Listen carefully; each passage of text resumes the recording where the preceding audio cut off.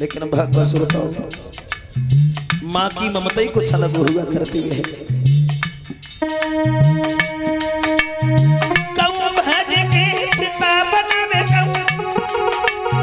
छाती से लेते लगाई कहूँ भाज के चिता बनावे कहूँ छाती से लेते लगाई। हरिश्चंद्र महाराज तब ही कह गए महाभयाई।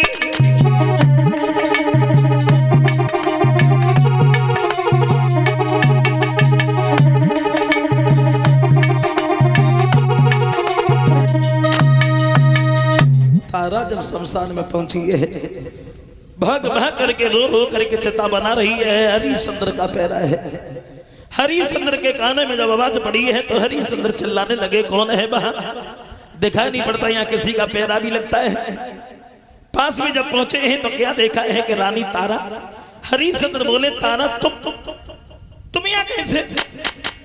तुम यहाँ कैसे? सोई बेटा के मुख से रे के तीनों कफन हटाई।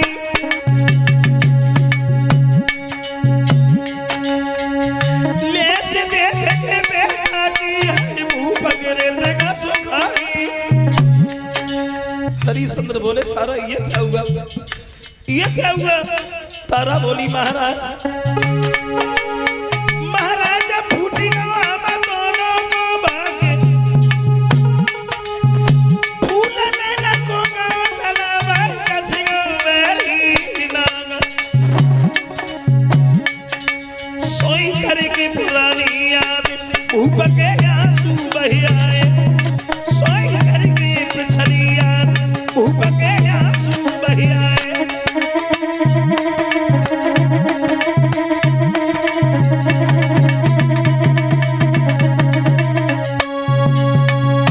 हरिश्चंद्र बोले हैं, तारा ये क्या हुआ? तारा बोली, महाराज हमारे बच्चों किसी सर में डस लिया है, अपने बच्चे को लगाने के लिए यहाँ तक चली आई। हरिश्चंद्र बोले हैं, तारा हमें माफ कर देना, हमें पहले टका चाहिए उसके बाद में मुर्दा जलेगा। तारा बोली, महाराज तुम कैसी बातें कर रहे हो? क्या ये तुम्हारा बच्चा नहीं है? क्या मैं तुम्हारी पत्नी नहीं हूँ? हरिश्चंद्र बोले हैं, तारा उस दिन भी तू हमारी पत्नी थी। कितनी बार मैंने तुझसे कहा था कि घड़ा उठवा दे, लेकिन तूने एक भी बात नहीं मानी। अब पहले टका चाहिए उसके बाद में मुर्दा जलेगा। तारा बोली, महाराज अगर ऐसी बात है तो पहले बच्चे को जग जालने दो, उसके बाद में हम तुम्हें टका देंगे।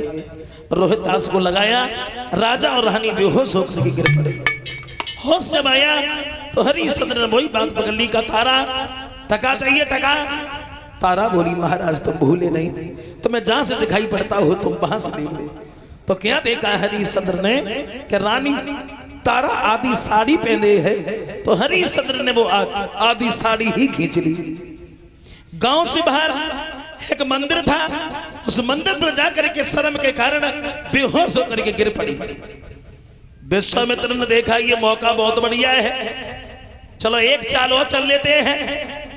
विश्वामित्र ने क्या किया, एक मुर्दा बच्चे को उठा लाए, तारा के पास लिटा दिया, होठों से खून लगा दिया और गलियों में आवाज लगाने लगे, गांव के लोगों, गांव से बाहर एक मंदिर है, उस मंदिर पर एक डायन आई हुई है जो अपने बच्चे के दुख में दूसरे की संतान को खा रही है। अपने अपने बच्चे संभाल कर रखना।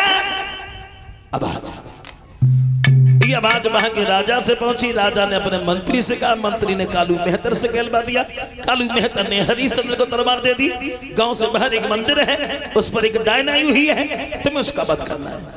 तो देखो तलवार लेकर के हरिश्चंद्र पहुंच गए। क्या देखा है कि रानी तारा बैठी है। तो हरिश्चंद्र बोले, तारा था तेरा बालक खत्म हो गया तो इसका मतलब ये नहीं है तू दूसरे की संतान को खाएगी। तो हमारे महाराज का हुक्म है तारा, हम तुम्हें मारने के लिए आए हैं। तारा ने दोनों हाथ जोड़े, का महाराज तुमने ठीक कहा, दुनिया के कष्ट कलेश मुसीबतें अब हमसे सहन नहीं होती। हमारा बच्चा भी चला गया, मैं भी चली जाऊंगी, कोई बात नहीं है, मार दीजिए हमें। तो देखो हरिश्चंद्र ने तलवार चलाई और जैसे ही तलवार चलाई है तारा के ऊपर, हरिश्चंद्र ने तलवार लेके जैसे ही दादा चलाई,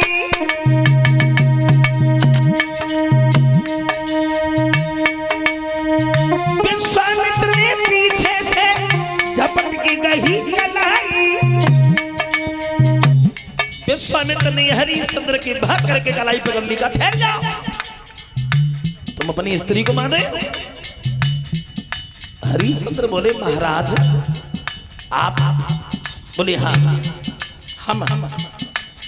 तब तक गुरु वशिष्ठ ने भाग करके हरिश्चंद्र को गोद उठा लिया। कहानी को समझ में नहीं आई। विश्वामित्र बोले हरिश्चंद्र आज हम समझ गए कि तुम्हारे जैसा दानी इस दुनिया में नहीं है। तुम हमसे वरदान मांग लो, हम तुमसे बहुत प्रसन्न हैं।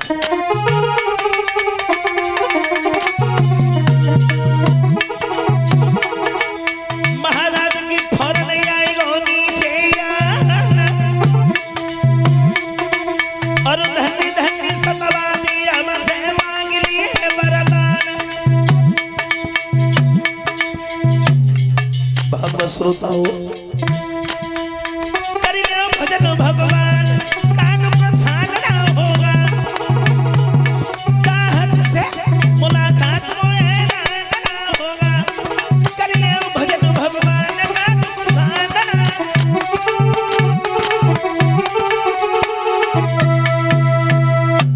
विश्वामित्र बोले हरिश्चंद्र तुम अपनी पत्नी को मार रहे हो, ये बिल्कुल गलत है।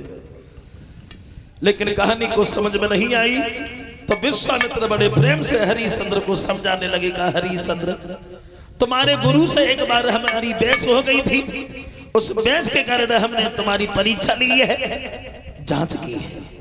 हरिश्चंद्र बोले महाराज इतनी कठिन जांच? तारा बोली है महाराज कैसे जांच में हमारा बच्चा भी चला गया? का नहीं। रोहितास को आवाज लगाई है विश्वामित्र ने, तो रोहितास भाग करके सबके बीच में पहुंच गया। हरिश्चंद्र बोले महाराज इतनी कठिन जांच, लेकिन एक बात हम तुमसे जरूर कहेंगे। इतनी कठिन जांच तुमने हमारी तो की है, लेकिन ऐसी कठिन जांच करने के लिए कलयुग में मत जाना, नहीं तो तुम्हारा बहुत बड़ा अपमान होगा। विश्वामित्र बोले हैं हरिश्चंद्र कलयुग में तुम्हारे जैसे भक्त नहीं होंगे जिनकी हम जांच करने के लिए जाएंगे। भगवत श्रोताओं इधर राजा और रानी पुनः अयोध्या के राज्य रोहितास को देते हैं, पति और पत्नी वहां से चले जाते हैं। इस तरह हरिश्चंद्र ने हजारों मुसीबतों का सामना किया। भगवत श्रोताओं अपने धर्म को पीठ नहीं दिखाई। ऐसे ऐसे राजा हुए हैं अपने इसी देश भारत में। साथ साथ 101 रुपया हमें भेंट कर रहे हैं ओमकार यादव उर्फ कप्तान साहब, उनकी तरफ से आए हैं जो इसी गांव बसंतपुर के रहने वाले हैं। कामना करते भगवान धन दौलत से भंडार भरता रहे, समाज में सम्मान मिलता रहे। इस तरह हरिश्चंद्र ने हजारों मुसीबतों का सामना किया, हजारों कष्ट उठाए, लेकिन अपने धर्म को पीठ नहीं दिखाई। ऐसे ऐसे राजा हुए अपने इसी देश भारत में। आइए एक छोटा सा कीर्तन